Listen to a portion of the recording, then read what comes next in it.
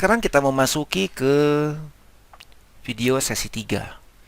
Tadi di sesi 2 saya telah menjelaskan tentang kegagalan booting yang diakibatkan pada bagian bootloader stage 1 dan bootloader stage 2. Di video sesi 3 ini saya akan menjelaskan kegagalan booting yang diakibatkan karena bootloader stage 3. Bootloader stage 3 ini prosesnya terdapat beberapa blok. Di sana ada RPM atau Resource Power Management dan Trazon. RPM atau Resource Power Management ini hanya ada di Qualcomm saja ya. Jadi di Intel, di MTK, di Exynos tidak ada. Tapi dia langsung memasuki ke Trazon, kemudian liter kernel dan kernel. Kita mulai dulu dari MTK.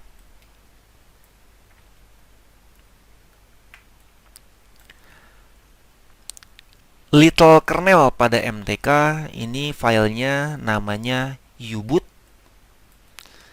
sedangkan kernelnya adalah filenya namanya boot image. Kemudian di Exynos liter kernelnya param, kernelnya boot. Kemudian di Intel, little kernelnya adalah reserved, sedangkan kernelnya adalah panic. Kemudian di Qualcomm, little kernel atau aboot, sedangkan kernelnya yang ini ya, boot kernel.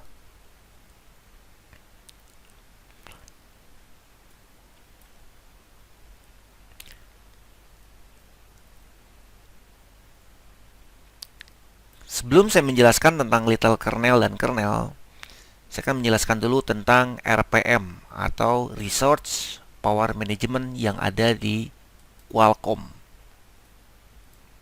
Yang ini ya, RPM. Jadi di Qualcomm ini, setelah proses SBL berhasil atau secondary bootloader ini berhasil, yaitu bootloader stage 2-nya telah berhasil, sebelum memasuki ke dalam proses yang lainnya, ini terlebih dahulu dia akan memasuki ke RPM. RPM ini adalah bagian dari firmware yang dibutuhkan untuk prosesor yang ada di dalam blok ini.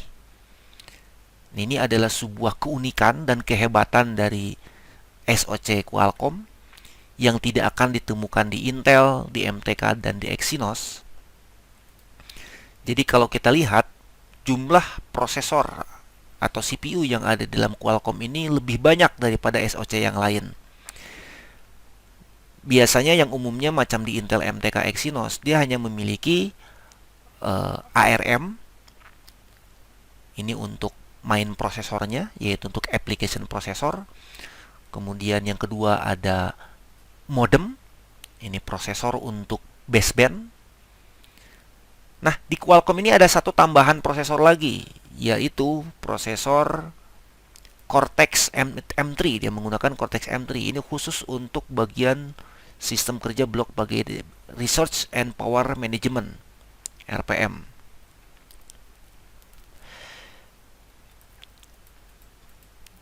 Ada banyak sekali fungsi-fungsi yang ada di dalam RPM ini.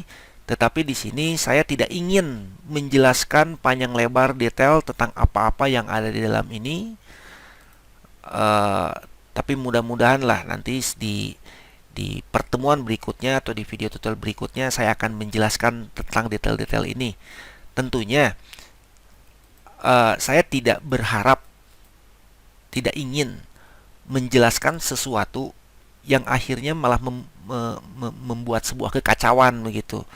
Saya jelaskan panjang lebar malah membuat Anda banyak bingung. Menjelaskan banyak hal malah membuat Anda jadi stres gitu. Jadi di video tutorial diagram ini saya ingin sangat-sangat menyederhanakan. Supaya Anda minimalnya mampu menganalisa pada hal-hal standar, kemudian mampu menangani permasalahan-permasalahan yang sangat umum terjadi. Yang penting nota aja gitu. Kemudian dapat mengeksekusi dengan cara seefektif dan seefisien mungkin. Untuk permasalahan yang berat-berat itu memang jarang, dan Anda pun harus menyelesaikan permasalahan berat itu, tetapi itu nantilah setelah pembahasan atau penanganan permasalahan yang umum ini dapat dilakukan dulu gitu. Oke, kita kembali ke RPM. Nah, standarnya sederhananya begini untuk bagian RPM. Kelebihan dari Qualcomm, dia mampu memanage bagian PMU atau Power Management Unit ini dapat mendistribusikan tegangan arus seefisien mungkin, sehingga di handphone Qualcomm ini dapat melakukan fast charging dengan baik, dan dia pun dapat baterainya dapat seirit mungkin karena arus tegangan dari PMU ini akan dimanage langsung oleh SOC-nya begitu. Yaitu salah satunya yaitu dari blok RPM ya, atau Research and Power Management. Di sini pun juga bagian Research and Power Management pun ini juga bagian peran fungsi dari sistem security-nya. Maka tidak heran apabila di Qualcomm kok kenapa dia tidak menggunakan boot 1 dan boot 2. Dia malah menggunakan user partition. Padahal seperti yang kita tahu bahwa partisi pada bagian user partition ini adalah bagian area yang mudah dibobol, area yang mudah untuk diacak-acak. Karena untuk bagian user partition, eMMC ketika kita ingin mendeteksi bagian user partition ini tidak perlu menggunakan host. Kita tidak perlu menggunakan UV box. Menggunakan card reader pun itu bisa kita mengakses bagian user partition. Tetapi untuk mengakses bagian boot 1, bagian boot 2 ini tidak dapat diakses. Satu-satunya harus menggunakan host, harus menggunakan UV box. Nah, ini di Qualcomm tidak, malah boot 1, boot 2 nya tidak dipakai sama sekali. Dia seolah-olah kalau kita anggap sepintas dia seperti goblok begitu ya, menyimpan data di dalam user partition. Jelas-jelas user partition ini adalah area yang mudah dibobol, mudah dihack, mudah di-crack, mudah diduplikasi, mudah diacak-acak gitu. Nah, tapi dia tidak sebodoh itu. Sekalipun data-datanya disimpan keseluruhan di dalam user partition, padahal Qualcomm ini memiliki tingkatan sistem security yang super kuat, sistem security yang super tinggi.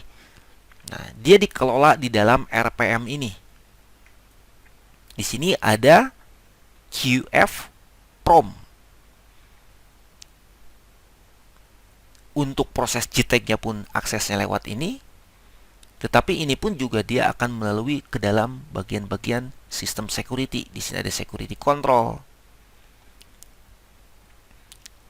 Dan dia pun juga langsung mengakseskan kepada bagian boot ROM, code RAM, dan ini ada yang luar biasa. Di sini memiliki message RAM. Jadi apapun proses-proses yang sedang diproses oleh SOC ini, dia akan terpantau. Apakah di sana ada sebuah kekeliruan atau tidak, di sini akan tercek dengan baik. Nah, jadi RPM ini sangat penting sekali di SOC-nya Qualcomm. Kalau di Intel, MTK, Exynos, dia nggak butuh RPM karena dia sudah menganggap security cukup kuat karena filenya disimpan di dalam boot 1, boot 2, GP1 begitu ya. Nah, kemudian setelah RPM di sini ada TZ atau Trazon. Trazon ini pun juga hampir sama persis. Peran fungsinya yaitu sebagai security juga. Tetapi kalau Trazon dia hanya mengecek zona-zona mana saja yang dianggap oleh si SOC ini aman untuk dilakukan eksekusi. Tetapi tentu ketika RPM dan Trazon ini tidak ada atau bermasalah, maka SOC akan secara otomatis menggagalkan proses bootingnya. Sehingga ya handphone tersebut gagal booting bukan karena kerusakan, tapi memang karena SoC-nya yang membatalkan gitu, karena menganggap sistem security-nya kebobolan. Sistem security-nya dia menganggap tidak aman, maka dia menggagalkan proses bootingnya. Oke. Anggap sajalah sekarang bagian Trazon dan RPM-nya itu sudah clear. Nah, di sini hal yang paling penting dalam proses bootloader stage 3 ini adalah kernel. Kernel ini dia ada dua fase. Ada little kernel dan ada kernel. Baiklah. Little kernel atau kernel, kalau kita lihat dari blok-blok ini namanya beda-beda ya. Di Intel, di Server dan Panic. Di MTK, U-boot dan boot image. Di Qualcomm, A-boot dan boot. Di Exynos, Param dan boot begitu. Ada beda teksnya gitu, padahal fungsinya sama, little kernel dan kernel. Apa perbedaannya little kernel dan kernel? U-boot ya, kalau di MTK ini ada little kernel. Fungsinya adalah sederhananya dia itu berperan sebagai driver.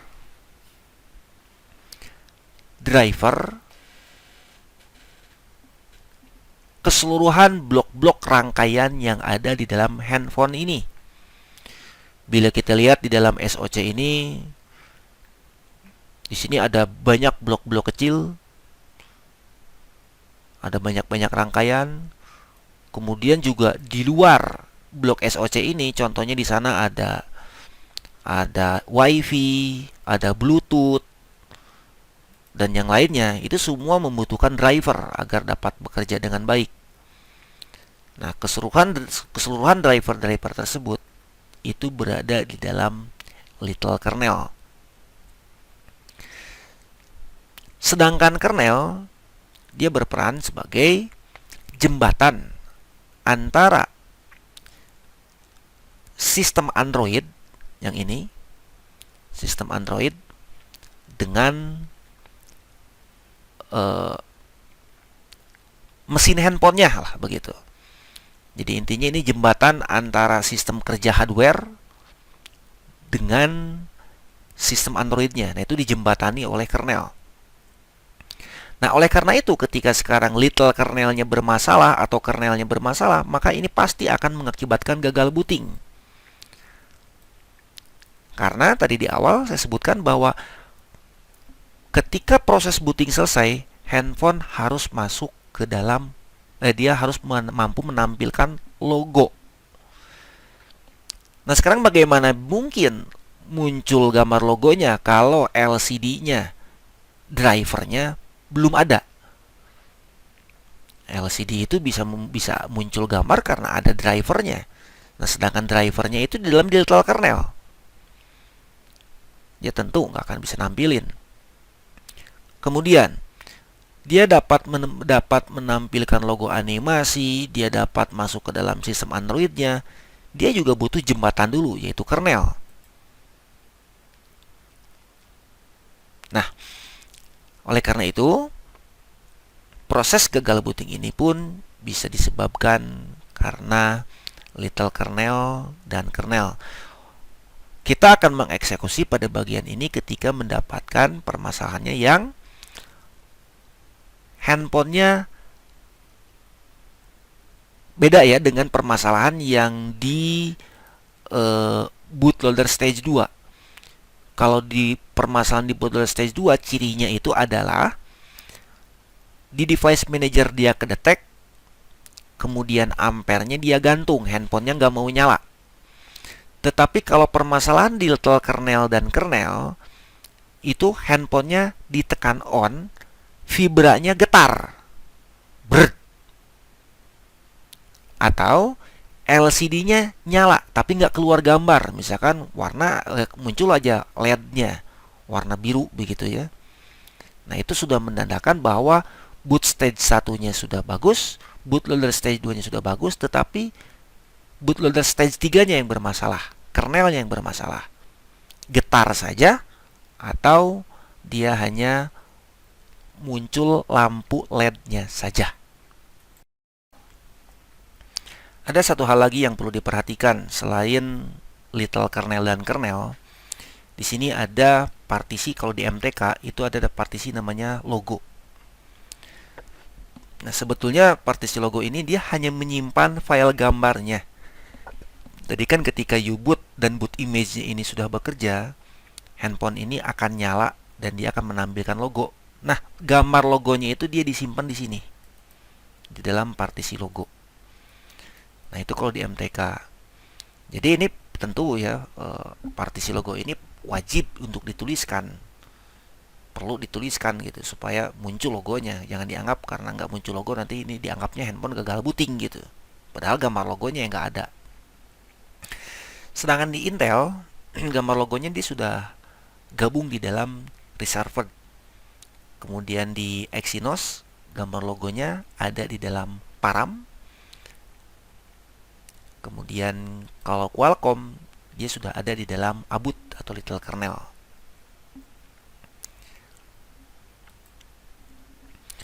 Baiklah, video sesi 3 ini berakhir sudah sampai di sini tentang pembahasan kegagalan booting. Jadi saya simpulkan sekali lagi, untuk permasalahan handphone gagal booting, kita cukup konsentrasi saja kepada 3 fase ini, yaitu bootloader stage 1, bootloader stage 2, dan bootloader stage 3. Kenapa saya menggunakan istilah bootloader stage seperti ini gitu ya? Ini untuk membakukan istilah-istilah umum sajalah. Karena nyatanya di Intel, di MTK, di Qualcomm, di Exynos, dia memiliki nama-nama file yang satu sama lain tuh berbeda gitu. Padahal memiliki peran yang sama. Jadi saya sebutkan sajalah perannya sebagai bootloader stage 1, bootloader stage 2, dan bootloader stage 3. Ini hanya pengistilahan saya saja gitu. Jadi Anda jangan komplain, kemudian Anda jangan dibanding-bandingkan dengan hasil di Google atau hasil dari yang lain. Ini hanya istilah saya saja, semata-mata hanya sekedar ingin menyederhanakan, mengelompokkan lah gitu ya, istilah-istilah yang ada di dalam SOC ini. Baiklah, setelah kita mempelajari ya tentang permasalahan-permasalahan kegagalan booting, selanjutnya di video sesi keempat saya akan menjelaskan tentang permasalahan smartphone Android yang hang logo. Hang logo ini dia akan bisa disebabkan karena banyak faktor juga, sama halnya di permasalahan booting. Baiklah, sekarang kita lanjutkan di video sesi 4, di video berikutnya.